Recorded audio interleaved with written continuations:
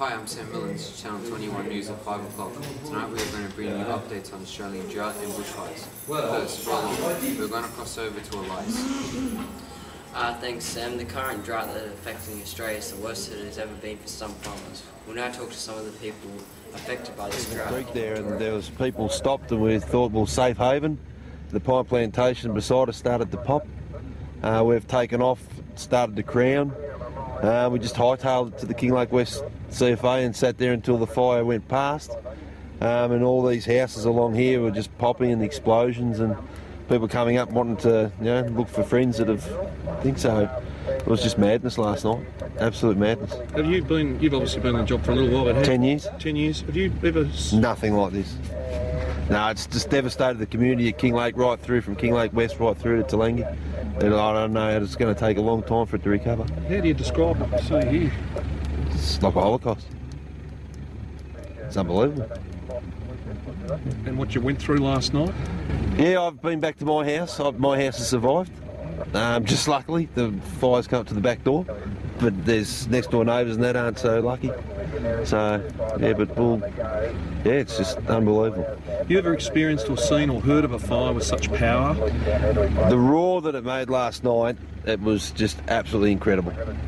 As I said, we were beside the pine plantation and it just popped and you could hear the trees exploding and it was just a roar. And I thought, we've got to go. So, I'd be able to say that myself and my partner at the time, we were scared and we took off straight back to the fire station. I think anybody in that circumstance would be scared. Yeah. I don't know how these people survived it. I don't know how you would go through something like this. I would roughly, it seemed probably an hour at the most. It's gone from one side of the hill to the other. It just come up and disappeared and took off. It was just so quick. James Dagger Nixon is also of Melbourne. out in Only a few buildings are left standing. Locals left with nothing. Couldn't get out of town, so we just went down to the roundabout down there and watched the town burn. Main shopping street's gone, the post office, the supermarket. Home after home gutted, and it's not known how many residents made it out alive. Police are going house to house looking for bodies. In Narre Warren, southeast of Melbourne, locals tried to stop the onslaught. They were overwhelmed within minutes. This couple lost almost everything. This is the only photo album we could find. They did manage to go in and get a small box that contained my grandmother's bracelet. At Kinglake, north of Melbourne, these blackened cars, signs of the chaos that unfolded when the fire front turned back on itself and on those fleeing the inferno.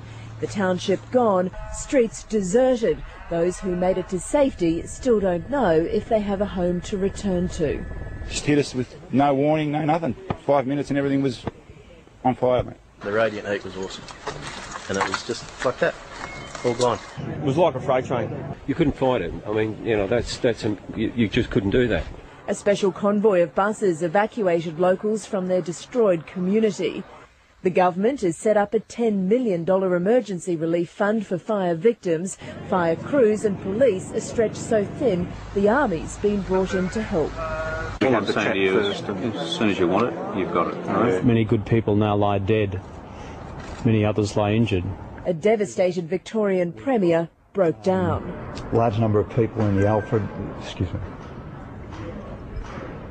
There are more than a dozen fires still burning throughout Victoria, including at Kilmore East, Churchill, Murrindindi and Reedsdale. What's most sickening is that some of these fires were deliberately lit. If caught, those responsible will be charged with murder. Denali is about 60 kilometres west of Bendigo and about 20 kilometres north of Maryborough. It's situated in the Central Goldfields Shire. The Central Goldfields, obviously Victoria. And we came here yesterday, a team of 3 of us. We got as far as, we went through Kyabram, left early in the morning, got to Kyabram, picked up several other members from Swan Hill, Kerrang, Kyabram and Rushworth. And then we went to Benalla, the operations centre there, and then from there we were put into specialist teams. Now I've lost my 2 other colleagues from Denali, Barry Can and Rick Moore. They've gone off to Yea somewhere and I've been in communication with them since early this morning, and I've got to get back to them somehow tomorrow. So in the meantime I'm working with a chap from Rushworth who I'd never met before, but we've been flat out up here delivering things back and forward to the Stanley Fire Station and various other tasks in between. It's flat out up here, it's non-stop. Yes, in fact you can see trucks just arrived now. We've had trucks arriving all morning. I think this is actually a rubbish truck, isn't it? But we've had a semi-trailer here with thousands of bottles of water because it's so important to keep these firefighters hydrated as they come off shift, which will happen in the next several hours. Well, I was going to say, as you see over there, we manually unloaded about 1,000 crates of water there earlier, several trucks, and then more of that Staminate or Gatorade, whatever it is. And I guarantee that'll be gone by tomorrow. If you're here tomorrow, all of that water will be gone. We've also had some nice things happen. Oh, yeah. Children with the cake. I was still laughing about that when she admitted it was a cake mix cake. Yeah, oh yeah. No, listen, we were halfway to Stanley on the way down there. We were listening to you on the radio. And you know what? I've done 10 years in the CFA and I've done 8 years in the SES, and that is the best job I've ever done. I got out to Stanley Fire Station there with that cake and that big block of chocolate there. I believe the girls that sent it out were the McKay sisters and Strang Girl or something.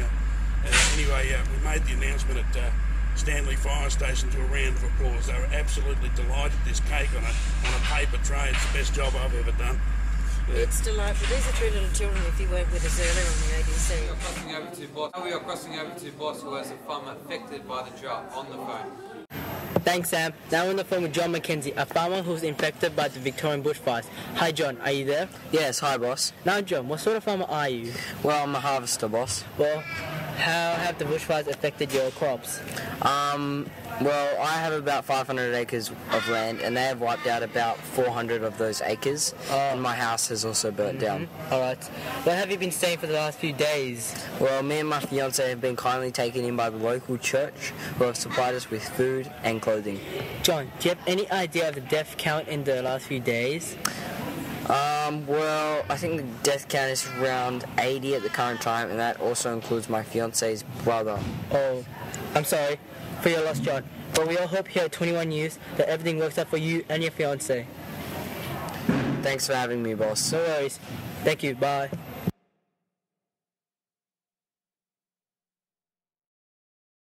Thank you, boss. I'm Sam Miller, and this is Channel 21 News. And I'm Elias Khalil. Thank you. We'll see you next time.